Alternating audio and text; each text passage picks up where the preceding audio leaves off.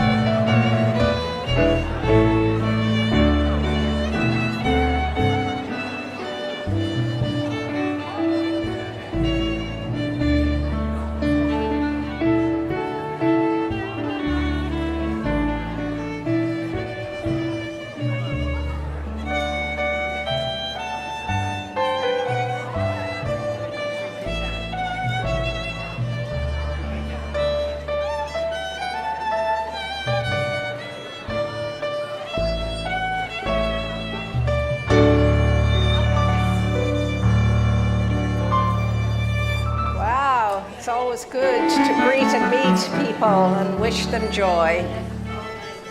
Thank you, gentlemen and lady, for all that beautiful music. We so appreciate it. Just wonderful. Imagine we have a trumpet and a big bass and we have a violinist. My goodness me, I'm telling you, it's all happening and here you are. But none of that compares to the beautiful noise of spirit within each and every one of you and within me, believe it or not, that's the truth. So here we are ready to what? Rise up. And that's the term for it. Rise up. We're sick and tired of feeling so heavy and not ourselves at times. Don't you feel that way at times? Don't you get fed up with yourself at times? You think, what the hell is going on here? You know, I should be bubbly. I should be enjoying life. I should be out there celebrating every moment because every moment is a gift of life.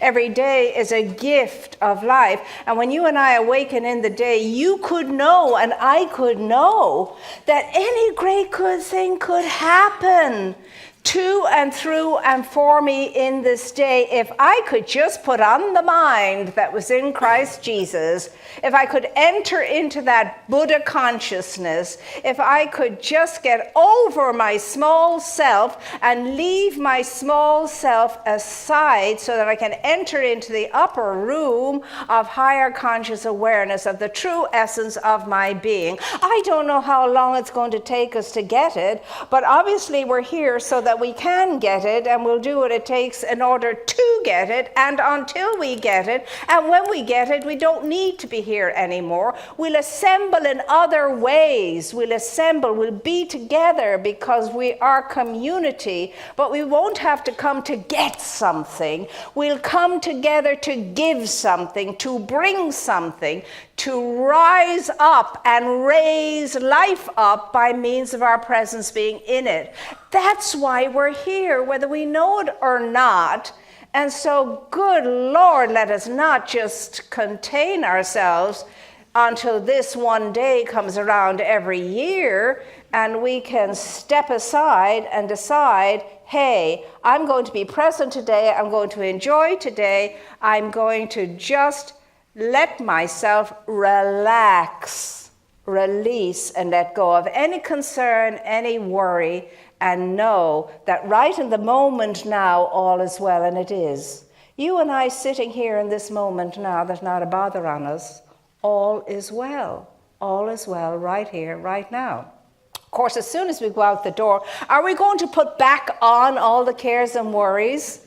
Or are we going to say, you know what, this is it. I feel more myself at home in this kind of knowing, in this kind of awareness, in this kind of consciousness, and that's where I want to stay. That's where I want to live from. That's where I want to think from. That's where I want to feel from, and that's where I want to act from.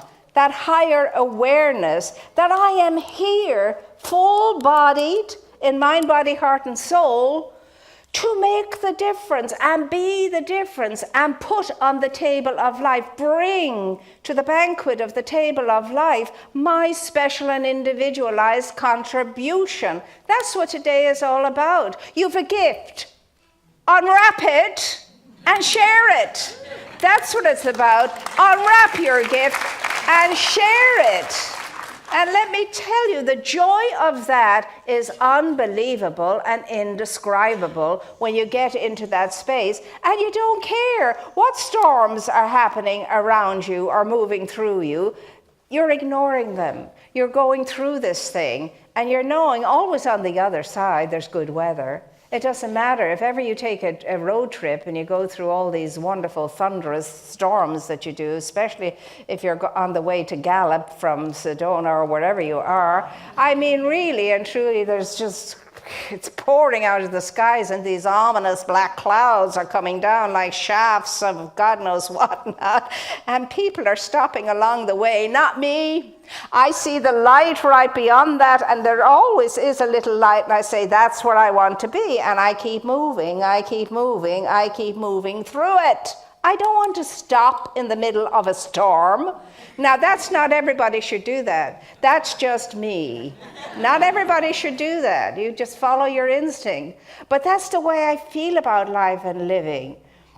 These are normal and natural things that happen on three-dimensional planet Earth. This is a very, very dense plane, three-dimensional, beautiful and gorgeous though it is, and as addictive as all get up as it is, and as distracting as all get up as it is, it's just really wonderful.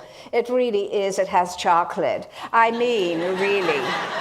That's for the chocolate people, and for the wine people, it has wine. I mean, there you go. And so, is it going to be beauty and grace that I put my attention on, or is it going to be, oh my God, here we go again, not another one of these, not another day like this. And so that is not to live the resurrected life. Now, I love this man called Jesus. What a friend we have in Jesus. Honest to Pete, he's been my first teacher, and he remains very close, I must say, in my experience of life and living, and he is the greatest of all wayshowers and teachers, in my opinion, because he was the one that was very much a man, very, very much a man. And yet, he knew that he was more than just a man. And he decided at a very early age that he was going to pursue this thing called being more than a man. And he did. And he had to go through the vicissitudes of life in order to do that, to peel away all the layers and to get to that essence within him.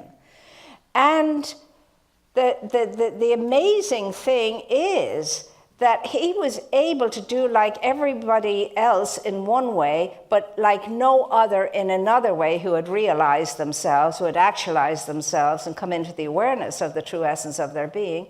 He said, look, this is not just for the holy few.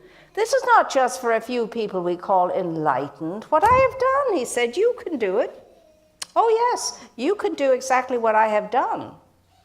And what do we have to do for that to happen? We have to do what he did. He put on the Christed mind. He moved into the Buddha consciousness. That's what he did. Now, Christ is a very ancient term, and it existed long before Jesus came along. Christ is simply amazing grace. It is the power, it is the life, it is the light, it is the truth, it is the essence of the creator of our being that knows only how to create life, support life, sustain life, maintain life, and advance life.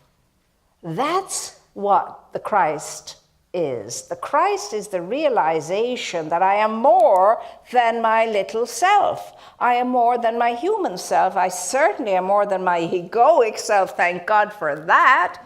Certainly more than my egoic self, because it gets me into all kinds of trouble, because that's what the ego does, because it's usually frightened, scared, and afraid.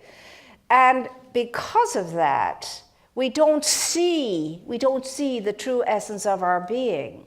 And people who are realized, like Jesus, the Christed one, the way-shower, reminds us that, look, if you really want to take it seriously, you can do it. If you really want to take it on, you can accomplish it. If you really are serious about it, you will achieve it. But then, are you? Am I? That's the question. And for that to happen, what we have to do is what he did. And what did he do in order to be Christed consciously? We're all born Christed, we all are Christed, but we're unconsciously so, and we have to wake up into consciousness and realize it. What did he do to realize it? Well, he stopped identifying with his humanity all the time, and he started identifying with his divinity all of the time, eventually. And so in the process, he became the unified spiritual being, where humanity and divinity blended perfectly, and he became the realized essence of truth and being. That's how it happened. He stopped over-identifying with his humanity, which is what all of us do. We over-identify with our humanity all the time. We listen to the talk that goes on in your mind, I'm this, I'm that, and the other, I'm not this, I'm not that, and the other, I'm not enough, I'm blah, blah, blah, blah, blah, until it's really sickening. It's unbelievably sickening when you catch yourself on and you can't believe that that's what you've been telling yourself. So the stories in your mind are affirming that you'll never get there. You can't do it because guess what? You're not a Jesus. It was easy for Jesus, he was Jesus. Well, no, it wasn't. It was no more easy for Jesus than it is for you. This too can you do what I have done, and greater things than this can you do. Now, greater things I have to swallow hard on, because that would mean I would have to realize a greater consciousness than Jesus did. And I just tell myself I don't think so. I'd be quite happy to put on the mind that was in Christ Jesus and leave it at that. So, what is it going to be? Is it going to be the same old for you and for me once today is over and we go back into the humdrum daily existence of a Monday and a Tuesday and a Wednesday and a Thursday and a Friday, and thank God for Saturday and Sunday? I mean, that's most people's lives. Where are you in all of that? Whereas in spirit, there is no day, there is no calendar, there is no Monday, Tuesday, Wednesday, Thursday, Friday, and Saturday. That's a human construct. The egoic mind, the human mind needs all of that. There's only now. There's the everlasting now and the eternal moment in spirit. It's always the everlasting now and the eternal moment. And in the everlasting now and in the eternal moment, any great good thing can happen. But it all depends on you and your open receptivity to it. So the question is, we think of ourselves not like this, but this is how we are. We're imprisoned in a sealed tomb, the tomb of ignorance, the darkness of ignorance, the darkness of illusion. And until you and I roll that stone away and break out of that prison, things are not going to change. We will all the time circle, some good days, not so good days, and so on. But the good news is, if we understand as Jesus did, and he said, here's how you do it. He said, you stop thinking you're going to do anything your human self. You're not. It's not going to happen that way.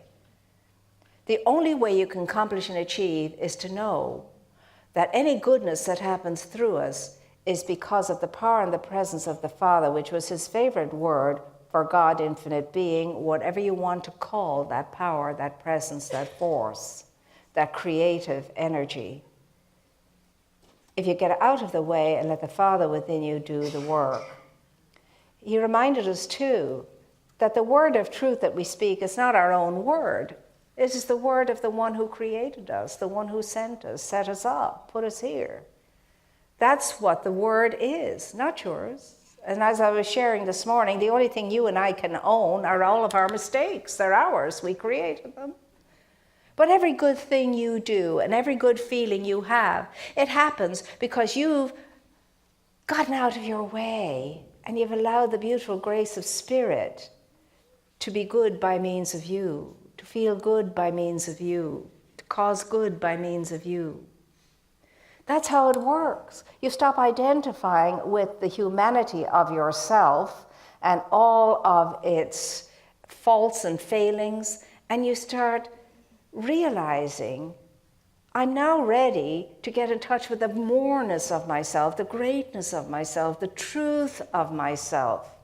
And let me tell you, it takes a great deal of humility to do this. And humility is not anything other than strength and power and the power of grace.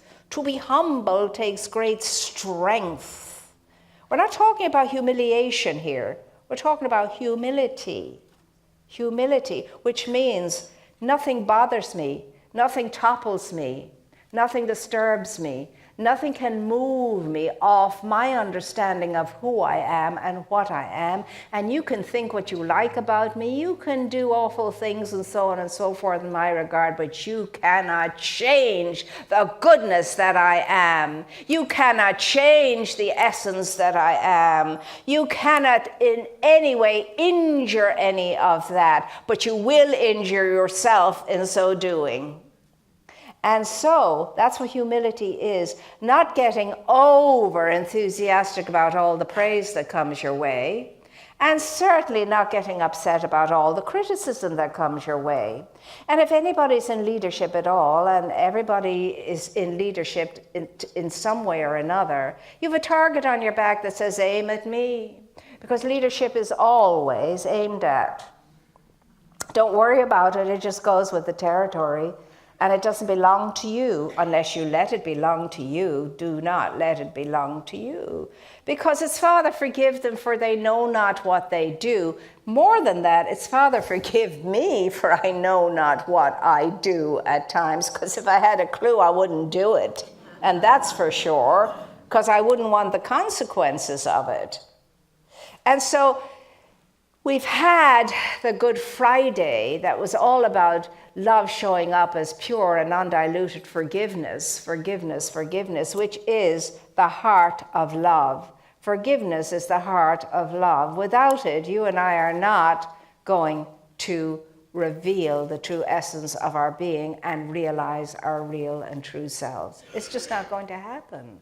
Forgiveness is a necessity, but not for the person we're forgiven or the things we're forgiven. It's the necessity is for me so that I can free myself from all of that resentment, all of that bitterness, all of that terrible feeling that goes with holding grudges. It's a weightiness, it's a heaviness. It really sickens us. And so we have to deliver ourselves from that. Physician, heal thyself, we're told. The greatest of all physicians is ourselves. And so in order to heal ourselves, we must heal our minds, we must heal our emotions before we can heal our lives. We must heal our minds and heal our emotions. We heal our minds by letting all the gunk and gunge go, not pondering things that are not affirming, not pondering things that are not uplifting, not pondering things that do not advance us. And remember, every time you advance, all of life advances. Every time you fall backwards, all of life falls backwards because of omnipresence. Omnipresence. Life is everywhere present. You are one with life. You are everywhere present. And so what you think matters. What you say matters. What you do matters. And there's no such thing as a secret thought, a secret feeling, or a secret deed. It's all pouring itself into the pot of universal conscious mind, all pouring itself into that amazing common mentality and mind that runs through us all. Because remember, there's one mind, only one mind, and we all use it. But we all use it in different ways. I can use it affirmatively, or I can use it negatively. I can use it for the good or not so good. I get to choose how I use that one power, that one mind. And so again, we look to see how Jesus does it. Well, he put truth, true essence, the presence and the power of goodness, of life and light and love, or what you want to call God, at the center core of his being. He put that there, and that's what he lived from. That's what he worked from. That's what he acted from. That's what he thought from. That's what he felt from. At the center core of his being, that's what he did. And he realized that Christ, amazing grace, is our hope and glory. It's our hope and glory. The Christ within you is your hope and glory, we are told. And what is Christ but God essence? That's what Christ is. So where are you with all of this just now? Is there any time in your life for you to ponder this just now? Is there any time in your life that you make for yourself so that you can get in touch with your greater self, your deeper self, your higher self? Because unless we do, we're not going to live that life of abundance, that life of joy, and that life of peace that passes understanding. There's no other way to do it. I have to take myself out of the rat race, out of the busyness of the embodiment, out of the marketplace, out of the three-dimensional world, so that I can enter into that amazing state of formlessness, which is all power and all grace, and I can be in that flow of the force and the essence of being, and I can flow with it magnificently. And when I do, I'm raising everything up within my own life and within all of life.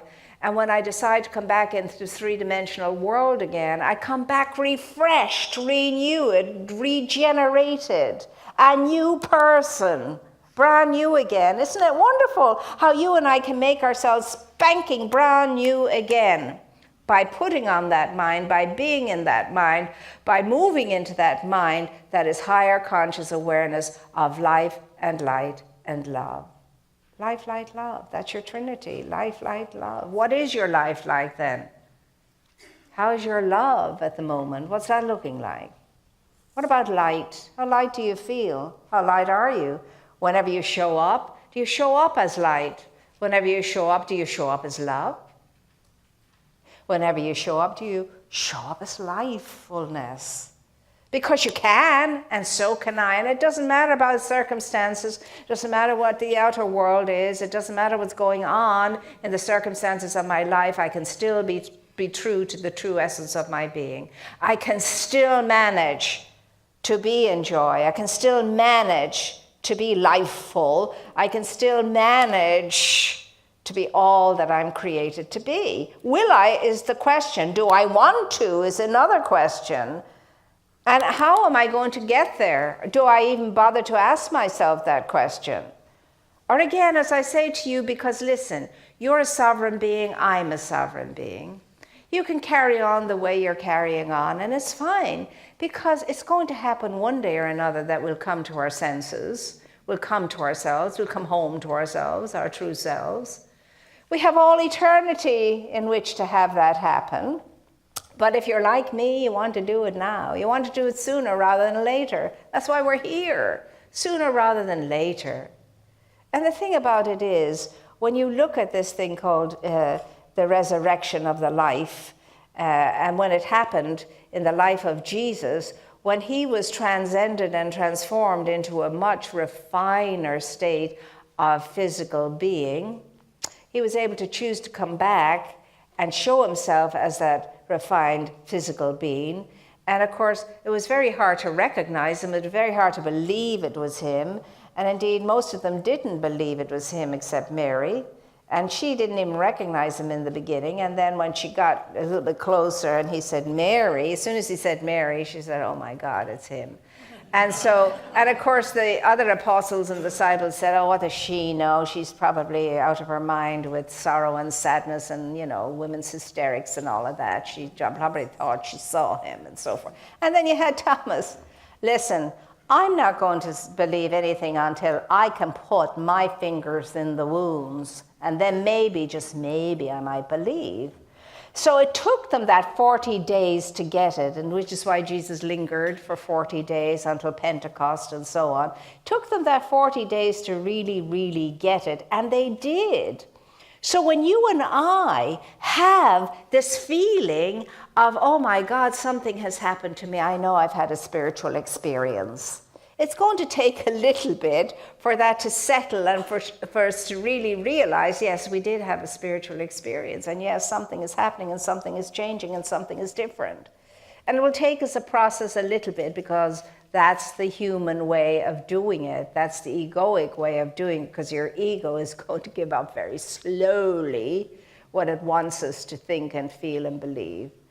But if you and I are able to take it on, if we take it on and we say, I don't care what it takes, I'm just going to jolly well do this, and the divine life of spirit within me, that Christ awareness within me will go before me and prepare the way and make sure I can do this. Make sure that I can move from blessing to blessing and good to good, awareness to awareness and understanding to understanding, because I'm going to get there. I know I'm going to get there. Where is there? Right back to where I once belonged. I think there's a song that says that. I'm going to go right back to where I once belonged, back to my original state of being, and back to my original awareness of knowing who I am and what I am. So the question is today, my dear ones, as we go through all the chocolate and all the wonderful things to eat and feast on and so on, and then feel so sleepy, maybe we have to fall asleep. Don't let's fall asleep spiritually again, though.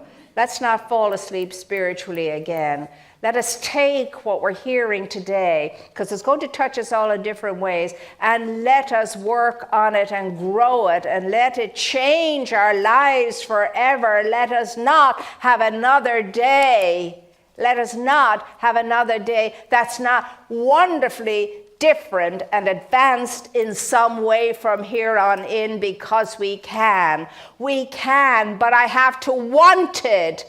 I have to own it. I have to allow myself to feel this is true. It's not me just telling myself something I want to believe, but it's true that within me is the power, the seed of life that is ongoing. Is it not written in the teaching and in the booklets that we read all the time from the teaching of Ernest Holmes, who's founder of Science of Mind and Spirit, that we absolutely believe in the eternality, the immortality of life unfolding and advancing in each individual soul forever and ever and ever. So it doesn't matter what the body is doing, life is going forward, life is advancing, life is indeed unfolding more and more of itself by means of you and me. Now, sometimes when the spiral comes down to go up a higher notch, it looks like I've gone backwards. I haven't. The spiral's just going down to go up a better and higher notch. It goes down to come up a better and greater, down and up and down and up. Drive up a mountain, and a lot of the time you're driving down it in order to get to the top of it, go figure. But that's what happens. So it's not yours to sink and ponder it along the line of logic and reason. You can't. This is beyond logic and reason. It's beyond the human mind. It's the mind that was in Christ Jesus. It's the mind that is in you now. It's the mind that's available to you. What are you going to do with your realization and your understanding of this, that I can do all things in the Christ that strengthens me? Only by getting out of the way and allowing that beautiful energy of amazing grace to flow through me, however it chooses to do that, and to trust the creative process of your life. So I say, today or never, rise up and shine forth, for your light is come. And so it is.